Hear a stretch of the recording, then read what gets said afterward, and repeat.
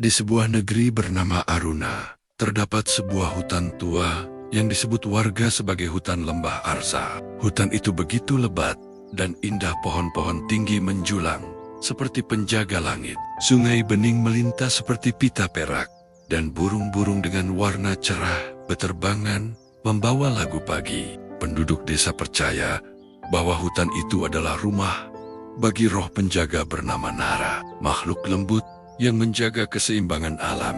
Selama ratusan tahun, Nara merawat akar-akar, tanah, hujan, dan sungai agar manusia tetap damai. Tokoh utama kita adalah seorang anak laki-laki bernama Lamon, umur 13 tahun, yang setiap hari bermain di pinggir sungai bersama adiknya, Rimaya. Mereka mencintai hutan itu seperti sahabat.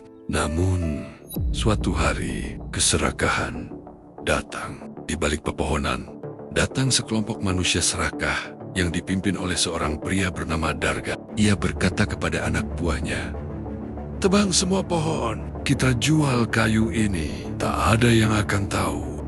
Malam-malam gelap dijadikan kesempatan. Gergaji mesin meraung seperti setan kelaparan. Pohon-pohon tua yang ratusan tahun berdiri tumbang dengan jeritan panjang. Nara, roh penjaga hutan, melihat semuanya, dan untuk pertama kalinya ia menangis. Akar-akar yang seharusnya memeluk bumi tercabut. Tanah yang dulu kokoh mulai longgar. Sungai jadi keruh dan liar. Namun manusia itu tak berhenti. Serakah menutup mata mereka. Lamon melihat perubahan itu. Sungai yang biasanya jernih berubah coklat. Burung-burung sepi. Angin berbisik dingin. Suatu sore, ia berkata pada ibunya, "Bu, hutan kita seperti sakit." Ibunya menatap langit kelabu. Alam sedang menahan marah, Nak. Hujan pun turun tanpa henti. Seakan langit sendiri ikut menangis bersama Nara. Pada malam yang paling gelap, tanah di lereng hutan Arsa mulai bergetar. Tanah yang kehilangan akar penjaganya goyah. Air yang tertahan di atas bukit mencari jalan keluar. Dari kedalaman hutan, terdengar suara retakan panjang. Lamon dan Rimaya terbangun.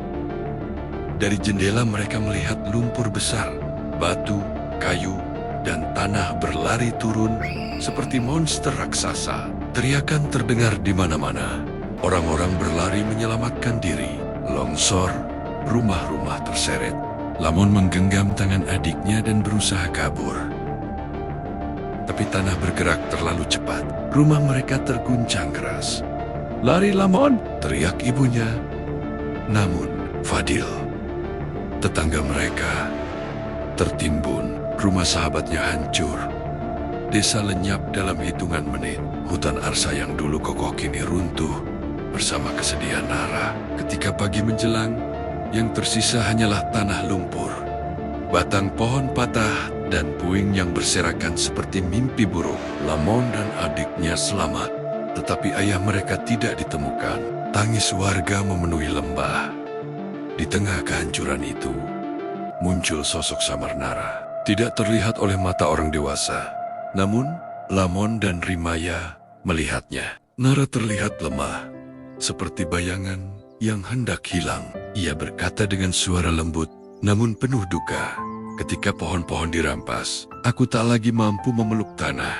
Kalian bukan musuhku, tapi manusia serakah telah melukai bumi." Lamon menunduk, menangis.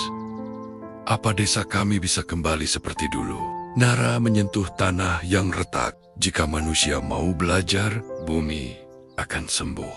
Tapi luka ini akan lama." Lalu Nara perlahan menghilang seperti kabut pagi. Warga mulai membangun tenda.